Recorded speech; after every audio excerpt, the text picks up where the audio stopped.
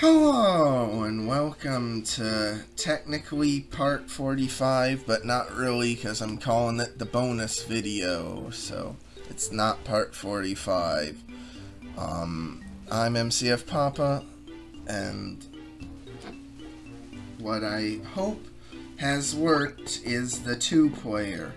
Now, what I've done is I've plugged in my second PS4 controller to this computer, so hopefully it actually registers them both separately.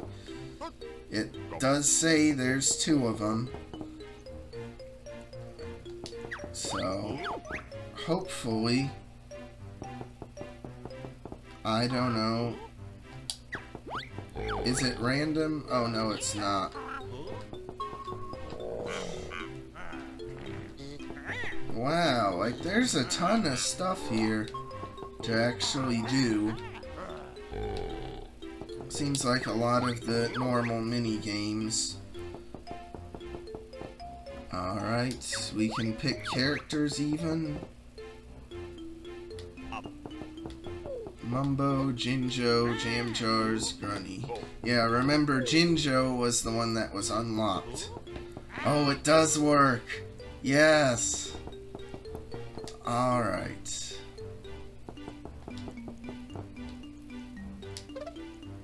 Oh, you gotta like hit A, I guess. Alright. Squawk match. I don't know what the heck any of these are. Features normal, fire, and ice eggs. Every type. Normal, fire, and proximity eggs? Huh. Features normal, ice, and grenade. Huh. So there's quite a few options for this. I was expecting just some, like, thrown together thing, but this seems like it actually has quite a lot. Divide your players up into teams for a squawk match. Oh, I guess you need 4-player to do that. 1 player is the target that others must shoot to score points. Each player has 48 eggs, score 1 point per hit. Game ends when all... Okay. Like, this is really cool. Alright. So, I think that's good. How long can you actually do it? First to 10, first to 20, or timed some. That's cool. And I think this is... I don't think the start button sprite was used at all officially in the game. So let's just try this out. Obviously, it would be more engaging if I had more, like an actual other player. But, how about this?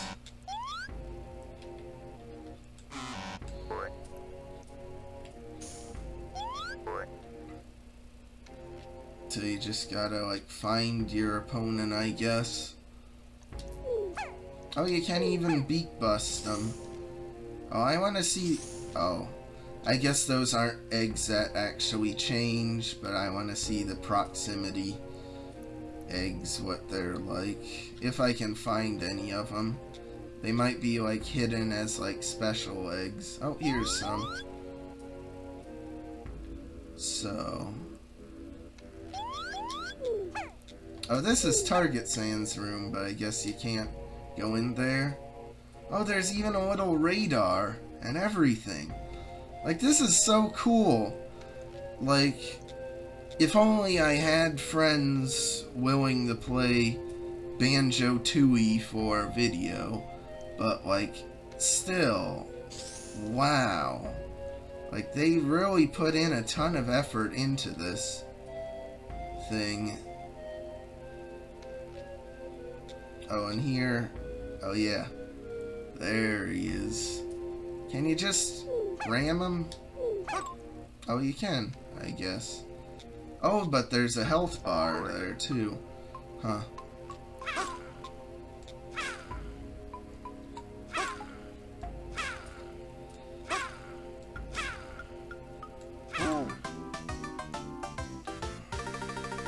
Like, this is actually so amazing that on top of all the main game stuff they were able to include, they even included this whole section in the game. Now, with 4 players, I'd imagine that it's actually really hard to actually see where the heck, like, the opponents are, because you would probably only get a quarter of the screen. Alright, so now that's over there, so does that mean that, oh yeah, it is like a proximity mine. Does it like actually disappear after a while? Oh, it does. Well, not totally, but still makes it really hard to see. That's so cool. I wonder though if they built the whole first-person rooms with this deathmatch mode, or excuse me, squawk match mode in mind, or if it was just like they thought, oh hey, since we've done this already, might as well do that. Oh really? Like you can play catch with the proximity eggs? Oh, well, you can't with Jinjo. Oh. I guess that's why the Jinjo's a special unlockable character, since it's so small and stuff. It's much harder to hit compared to the others. Because, like, look at how big Jam Jars is. And it seems, oh yeah, Jam Jars is a lot slower than this Jinjo is.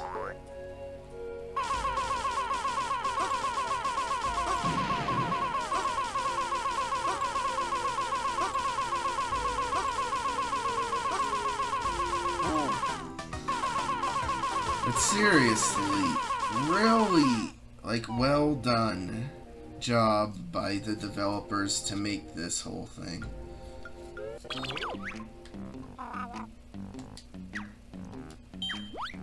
I wonder if this is actually still included on the other versions, like the Xbox 360 version. I would assume so. I wonder what they did though. I doubt they still had the N64 here like this version. So, like, I assume the Ordnance Storage and the Quenker's Cavern are, like, the same... Wait, what? Yeah. Oh, Quenker's Cavern. That's what the area is called instead of Quenker's Cavern from the first game. But still. Oh, and even the quiz, really. That's actually really cool that the quiz is multiplayer. So now that makes sense for why the heck it has like Wabelda and Mingella in the quiz game, but still is pretty weird. Oh, I guess there's something. There's like computer opponents too.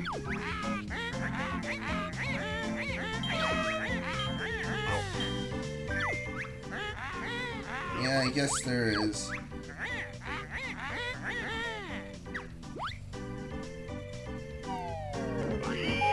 Really the same thing again I had before? I don't know how many quiz questions there are, but since these are getting reused already, I'd assume there isn't that many of them. But still, really cool that there's this whole feature in the game.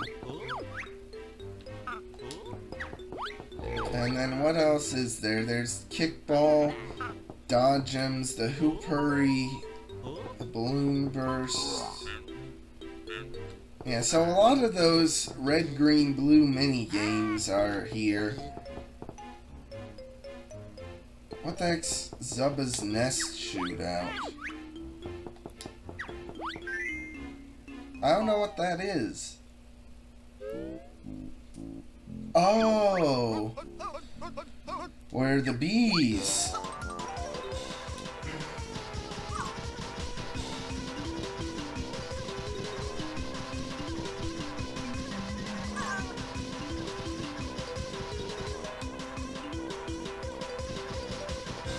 So that's really cool that, like, all these mini games from the main game have their own version of, like, being playable here as, like, multiplayer competitions.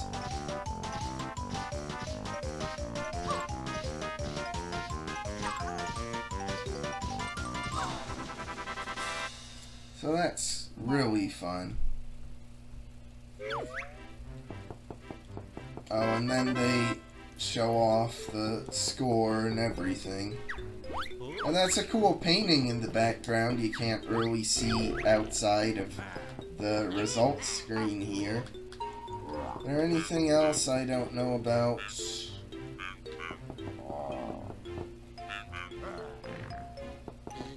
Yeah, I guess these are all just the standard mini games. Mini Sub Shootout, I assume, is the same sort of thing as the B one, but with the mini subs. Oh yeah. It's cool though that there's like mini games from pretty much every like part of the game. Like every world has some like representation here. Can you even use sonar? I don't think so. Doesn't seem like it. But still, pretty cool. So anyway, that's the multiplayer. Really interesting, and probably with real people, very fun. So, just when I thought this game couldn't be a better sequel, it is. And now, what the heck's this replay thing? You can really do the single player versions of all the challenges? Seems like you can, including the quiz. Huh. So that's really cool. Like if you want to do the mini games again, you can. Just single player versions. And all the boss fights too, how about that?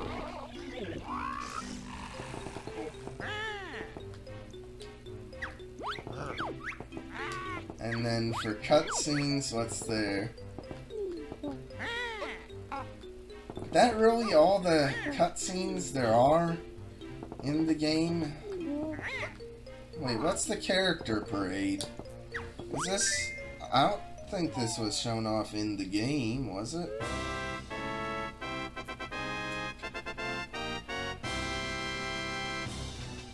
Oh. Why did they not include this in the main story? They included the character parade in the first game. I guess there was just too many, maybe? I don't know.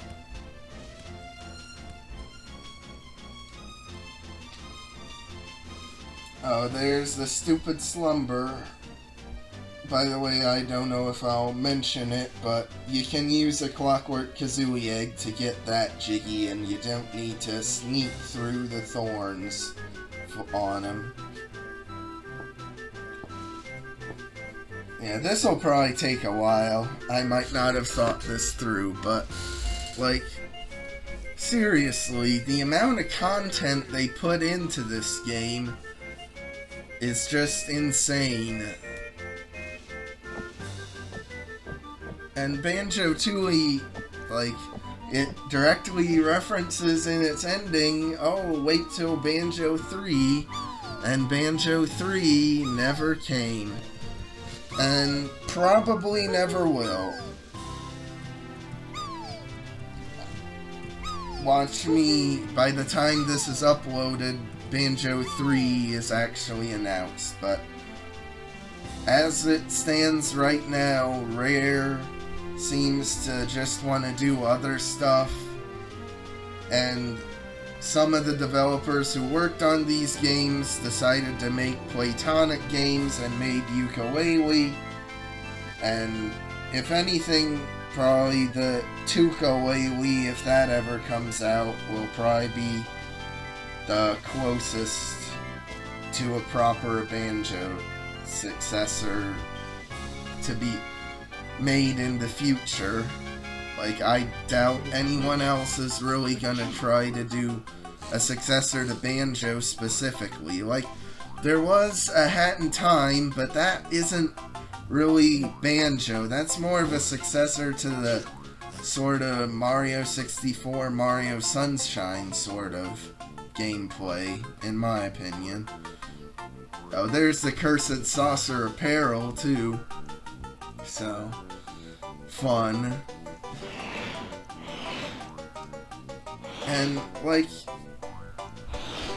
Banjo-Tooie's weird in its levels. Like, I really like all the levels in the game, but they are kind of dull compared to Banjo-Kazooie's. Like, Banjo-Kazooie, there's Treasure Trove Cove, which is a really good level. There's Mumbo's Mountain, which is a really good looking level. There's Freezeezy Peak and Gobi's Valley and Mad Monster Mansion and Put Clock Wood, which all look really good.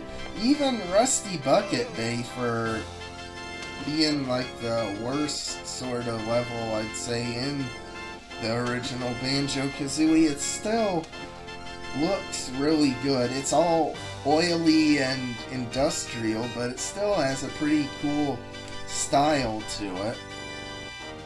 But, like, Banjo-Tooie, there's Mayhem Temple, Glitter Gulch Mine, Witchy World, which are 3 really solid levels at the front of the game. Then there's Jolly Roger's Lagoon, which is mostly underwater and really confusing to navigate and hard to actually freeze those stupid octopuses. Maybe I was just really bad with my aim, I don't know, but still. After that, there's Pterodactyl Land, which is an okay enough world, but it's all brown and bland. And then there's Grunny Industries, which is industrial. It's not really bland, but it's just kind of drab. Still very enjoyable, though, don't get me wrong. And then there's Hailfire Peaks, which is finally another really stylish and interesting to look at level. And then after that's Cloud Cuckoo Land, which is very sparse and kinda empty and feels like they didn't get to finish it all the way, which they probably didn't. So it's just really weird.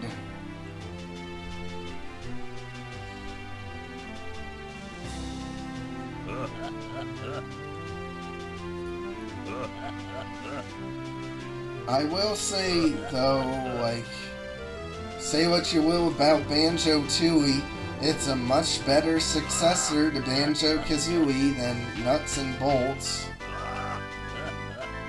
Like, I understand what they were going for with Nuts and Bolts, but, like, why insult the players who play it, saying that, oh, you don't want to play like a collectathon anymore, you want to do car building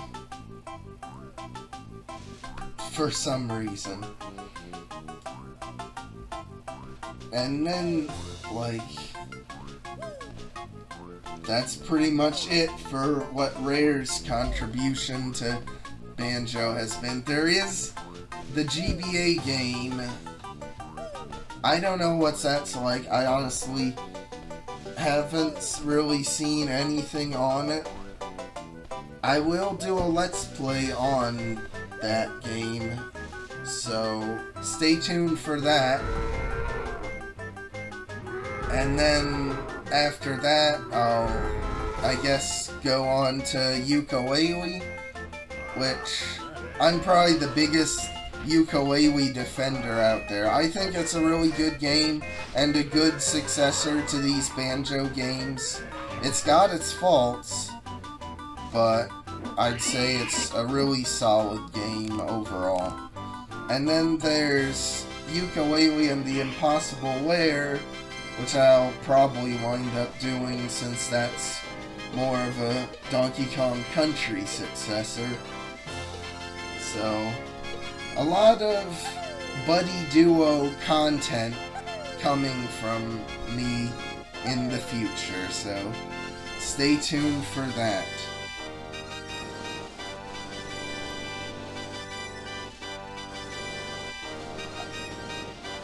I'd love to know, though, what their design process was for some of these levels. Like, for example, how the heck they came up with some of the boss fights. Like, okay, Giant Welding Torch is the boss of the industrial world. I guess that makes somewhat sense. But what about, like, a giant inflatable thing for the carnival world? That also kinda makes sense, but it's just really weird. Like, for a carnival world, I would be expecting something like a trapeze artist, or a lion, or other sort of circus animals. I don't know. Or how about Glitter Gulch Mine, which didn't even have something related directly to the mine. It was Old King Cole for the train. I mean, I guess since Cole's also mined, it fits in reasonably well, but it's still kind of weird.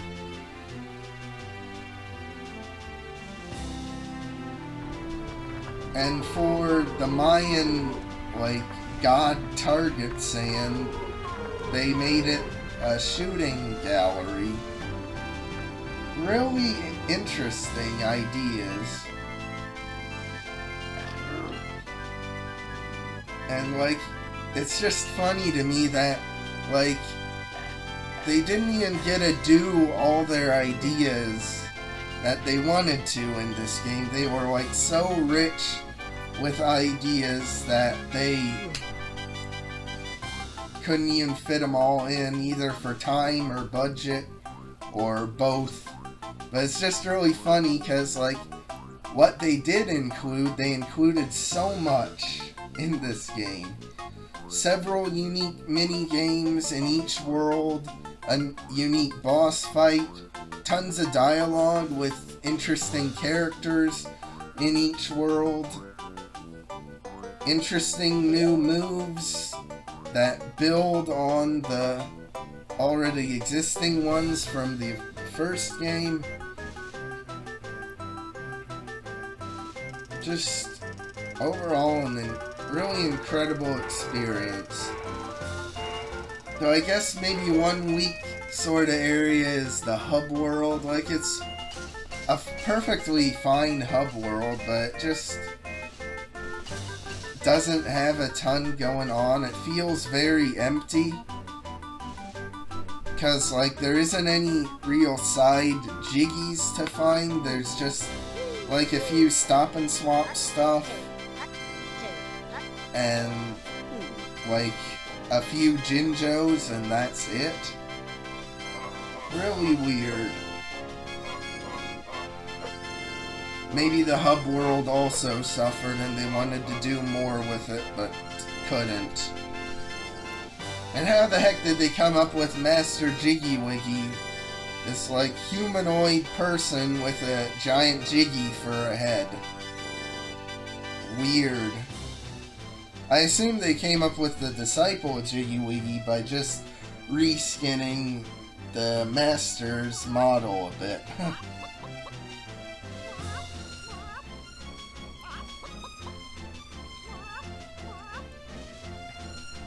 And like I mentioned in Banjo-Kazooie, how I didn't think a like HD version, like remaster of this game would really work. I suppose that was a bit harsh. I think it could. You just need to be really careful with it. Because, like, there's a ton of charm in all these different character designs and the worlds themselves, and like just doing it in HD could either make the worlds like lose some of their charm or also make the worlds feel more empty. Because like I think the polygons really help hide some of the fact of just how sparse the worlds are, and like they need to add a lot more like decorations, I think.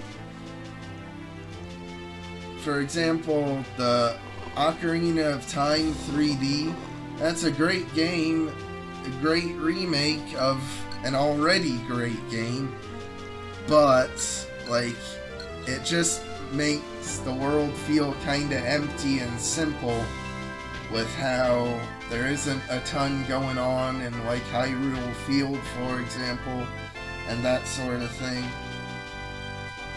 So it remains to be seen. I mean, Yooka-Laylee is an HD game, but it does still retain a lot of the cartoony sort of art style from like this era. So who knows?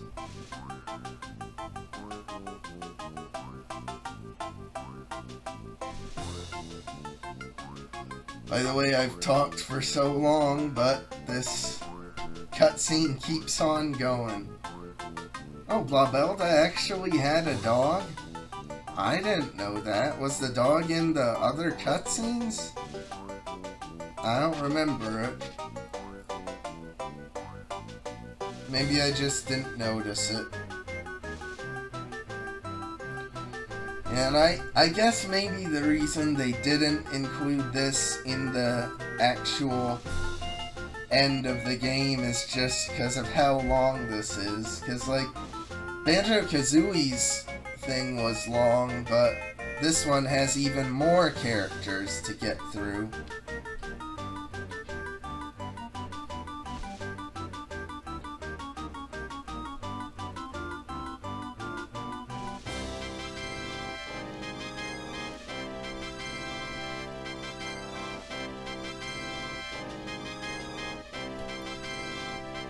Okay. Well, that was really nice to look at, but really long. What the heck's there for settings? Oh yeah, widescreen mode.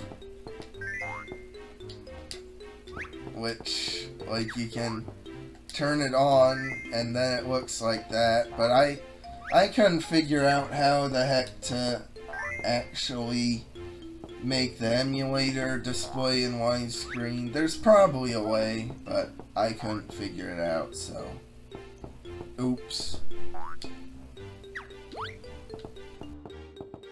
Otherwise, even this game supported widescreen on the N64. Can you believe it? Crazy. Alright, now let's see what's going on here. Is there anything back here in the Jinjo village? Or, not Jinjo village, Spiral Mountain. Doesn't seem like it, it's still all destroyed. Is there anything in Banjo's house? Did it get fixed? Nope, still all burned out. Maybe inside?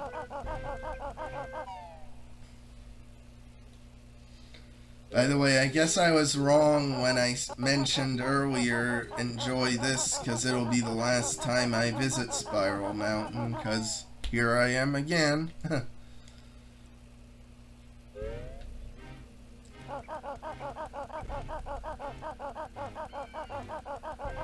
By the way, we freed the fish to put it here in the water, but it looks like in the end cutscene it wound up part of Bottles' dinner. Oops.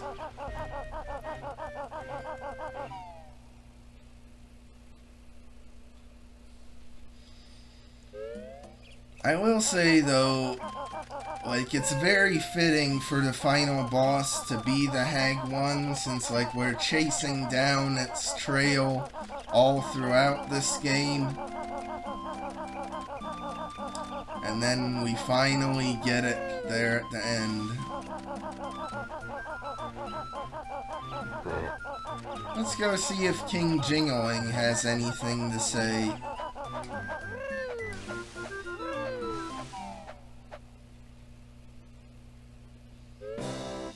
Oh, he's back here.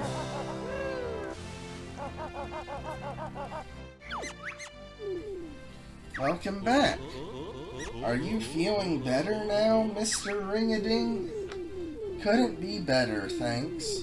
Hey, that Mrs. B is a wizard cook. Those scones at the party were top-notch. Humph. We wouldn't know. You and Greedy Klungo ate them all before we could get there. Sorry. Anything else? It's all quiet in Jinjo Village. I think you can go home. Yeah, King Sing-Along, until your people need saving for a third time. Sing-Along, Ring-a-Ding, Ding-a-ling. Come on, guys, please remember my name. I'm the one and only King Jingling. Huh. How about that? The little pet was even saved by our efforts too.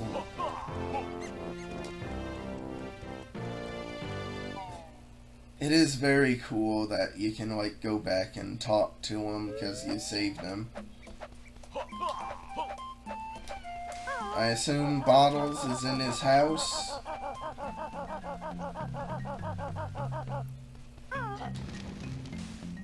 Really?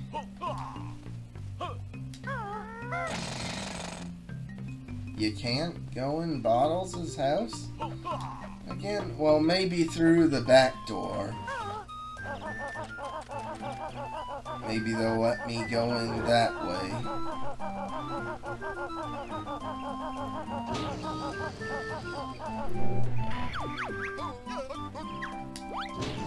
Oh yeah, there's the final Jiggywiggy challenge to do.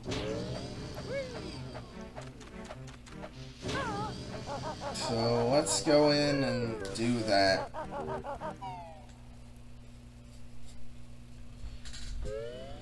Hopefully it's not too difficult.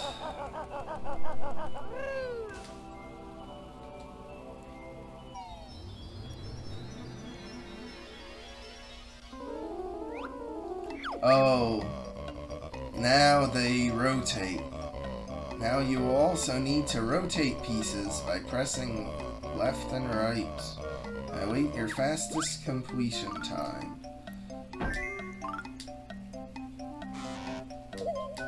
Oh boy.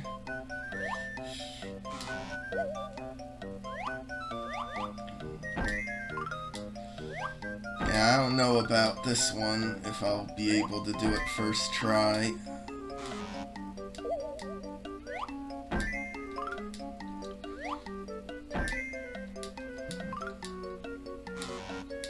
Come on.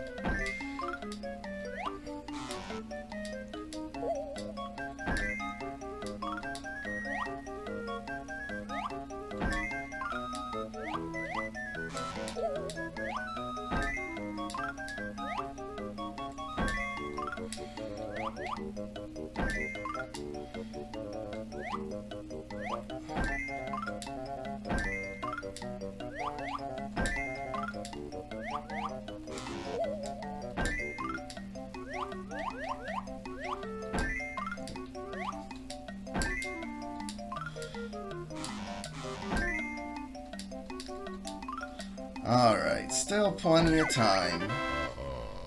Jig-tastic. I declare that 74 is the fastest time. You truly are the chosen one.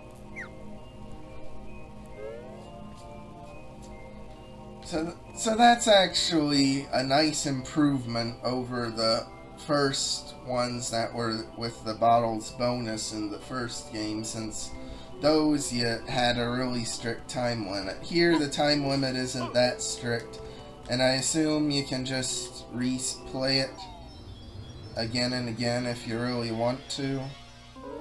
I hope they'll let you stop. Oh, they can't. They won't.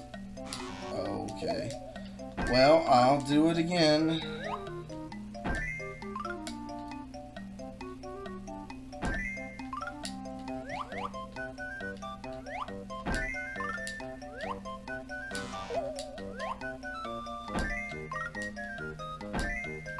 I wonder, is this one like the same layout every time too with the pieces? Because that's how they were in the first game. These might be randomized though. I don't know if they would have bothered adding that improvement or not.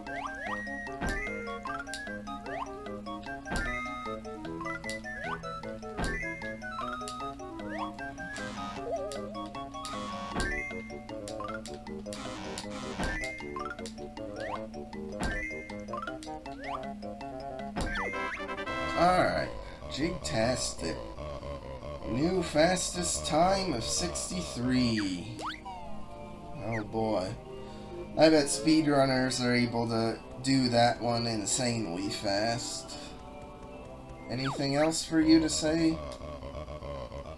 No, guess not.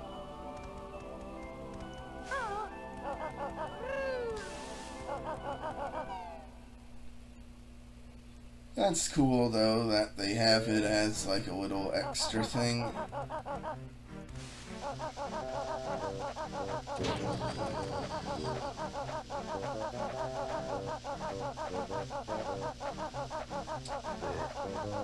Now, this is the tunnel into Bottles' house, isn't it? Really? Why is it blocked off? That's weird. I guess they didn't want to program in dialogue with Bottles and the gang? I don't know. Oh well. Now to the code room.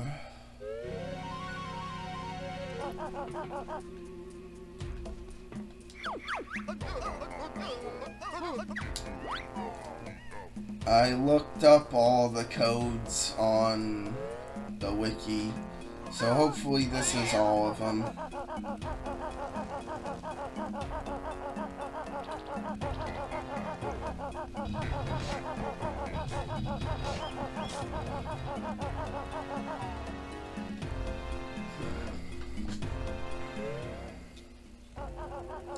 And hopefully it's easy enough to actually enter them. So, for these though, you need to actually enter in Cheeto first, and then enter in the code.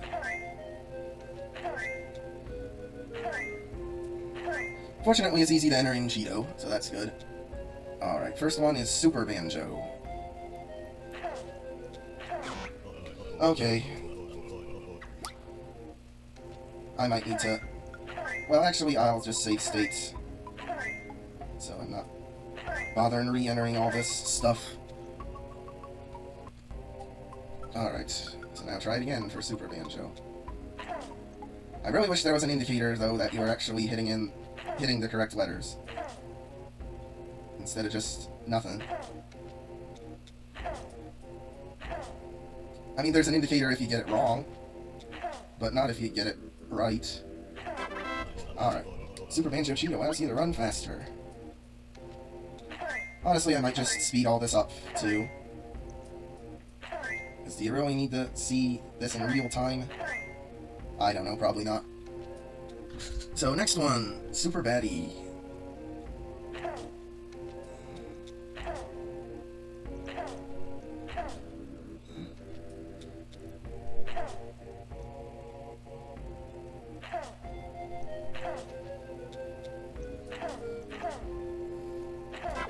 Alright, the Super Baddie cheat will make the baddies run faster. Then there's Cheeto Honey King.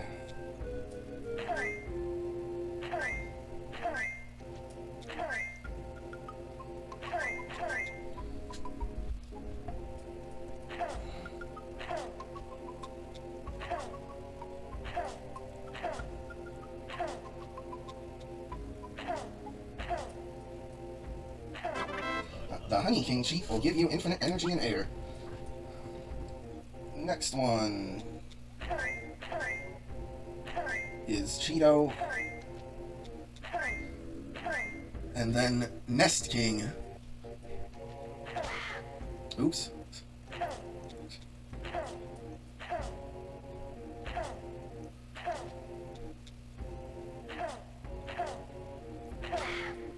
Oh, it's the homing eggs.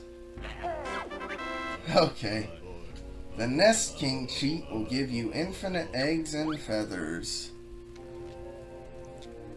And then there's also the Cheeto Jiggywiggy special, which will open up all the worlds. The Cheeto Play It Again Son, which unlocks everything in replay mode. And the Cheeto Jiggy Cast List, which unlocks the Character Parade in replay mode. I don't know why you'd want to unlock just that, but you can.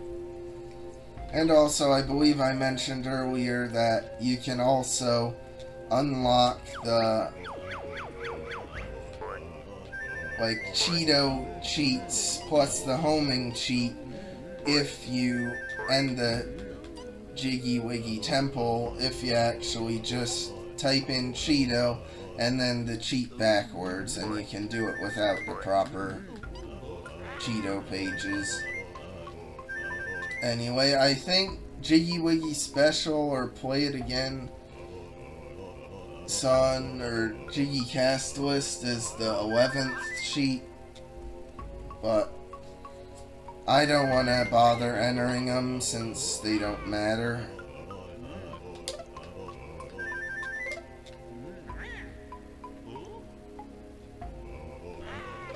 Now let's see what fast baddies are like. Oh, they just say lots. That's funny.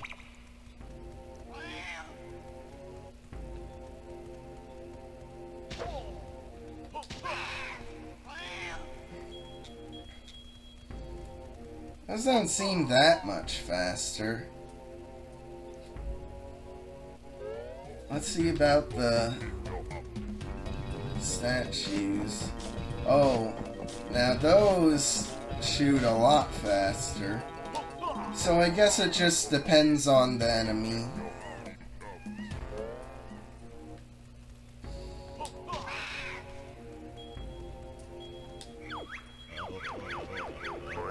I do like, though, that the honey bat cheat is like, it's really powerful, but it's not infallible, as seen in the boss fight where I nearly died several times. But, like, then there's also the just normal invincibility, which is nice. And also what's really nice is that the codes you need to enter aren't absurdly long like they were in Banjo-Kazooie. I don't know why they made them so long in that game. Anyway, look at that. Super fast Banjo. I want to see how fast Kazooie is. Because I'd imagine with how fast you are, it actually makes it harder to control in places.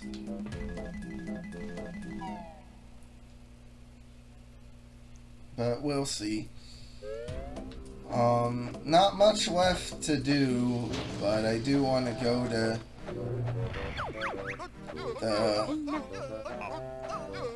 Jolly Roger's Lagoon to show off the jukebox and see what that's all about.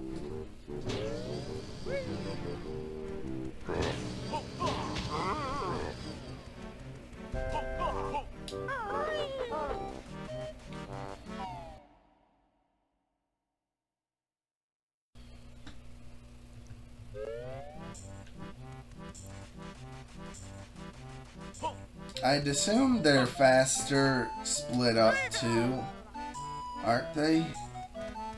Oh yeah.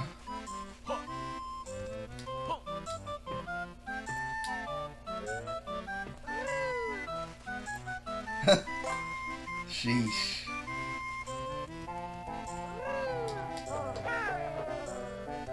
I wonder if this extra momentum actually lets you, like, reach farther jumps. Alright, now, let's see. Oh my gosh. It's super fast with the shoes on yet, besides. Like, look at that.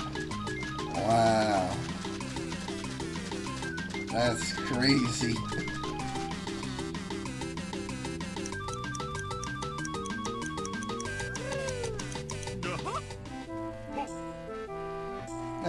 I want to see if the swimming speed is actually faster too.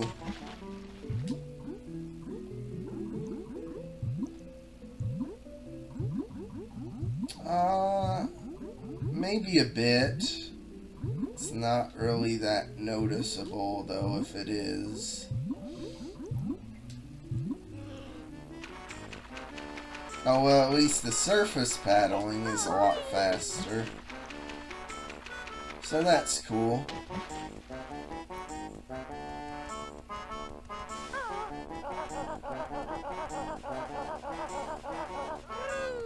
Anyway, now for the jukebox. The big reward for getting all the Cheeto pages.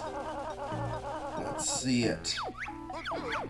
Pick a world to play A. Select to cancel.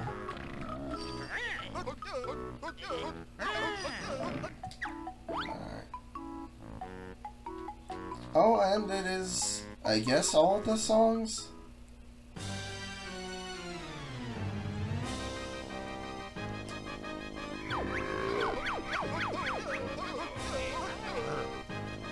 Oh, they even have Jolly dancing. That's a funny touch.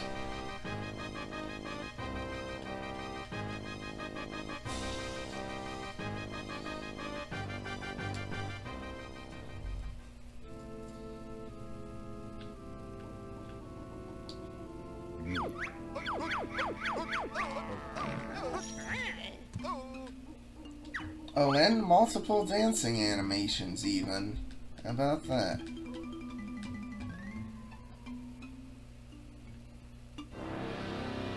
Oh, that's the boss lead up. I wondered what that was.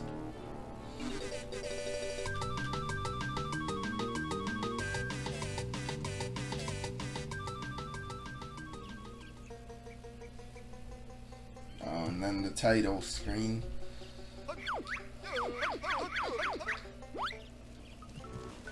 So that's a really cool detail that they put in it. And he's still dancing. Okay.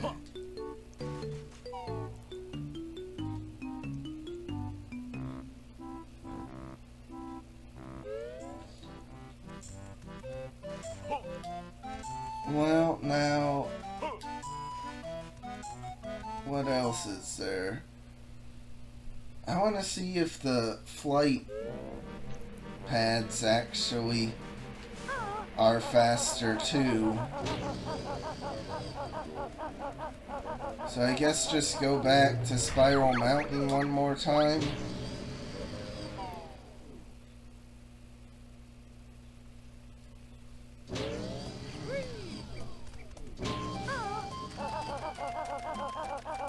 Man.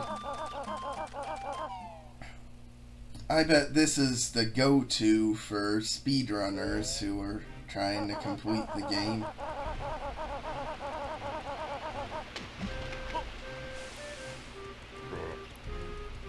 Sheesh. Really fast. Alright, now.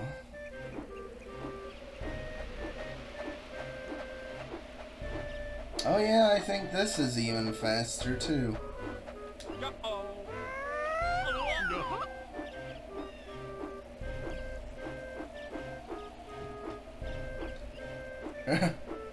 Really? I got stuck on that little gap? Sheesh. Maybe that's just because I was... like, had the speed up cheat enabled. Like, I don't even need to use the Talon Trot. It's fast enough just walking.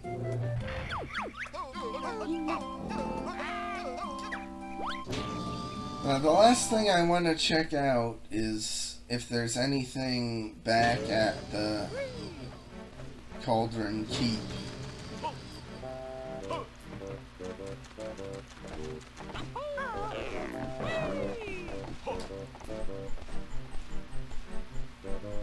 Oh, it seems like the climbing animation isn't faster. That's weird.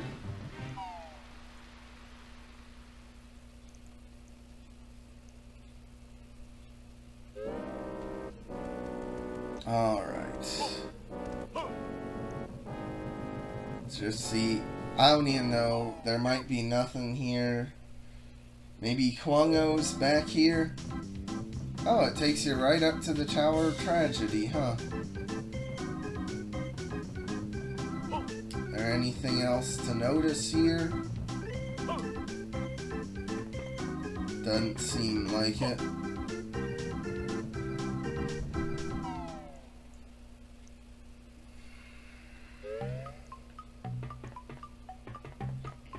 Oh yeah, the gun chamber. Oh, there's Dingpot. Does he have anything else to say? Come on, jump inside me for a bonus. No. That's actually a really cool door there, because you don't even think it's a door, but then it turns out to actually be one. Can I actually rematch against the Hag 1?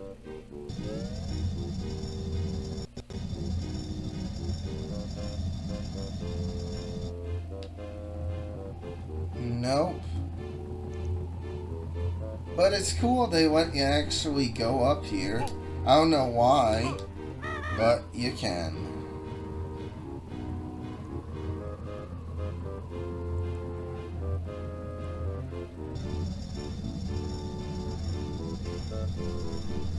That's actually a cool cutscene, giving you a sense of how high up compared to this platform you are.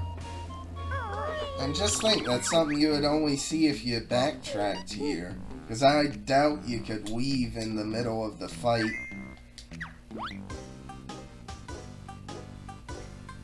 Oh yeah, I don't think I showed it off, but the save and quit just does that and just plays game over right away. And then takes you back here. So that's pretty much it, I think, with Banjo-Tooie. Oh, by the way, fun fact from behind the scenes, the second controller I'm using is an official PlayStation 4 controller, and it's the first time I've actually used the controller at all since I've gotten a PS5. So, good for it, finally getting some use. Anyway, that's it for Banjo-Tooie. A really fantastic game, and really explains why for literal decades people have been wanting a Banjo 3. But like I said, it seems like the most likely scenario is Platonic with Ukulele continuing to make collectathons. But that's just my opinion. Anyway, thanks for watching this whole bonus video, so like and subscribe if you want. I'll see you in whatever the next series I do is. See you then. Bye.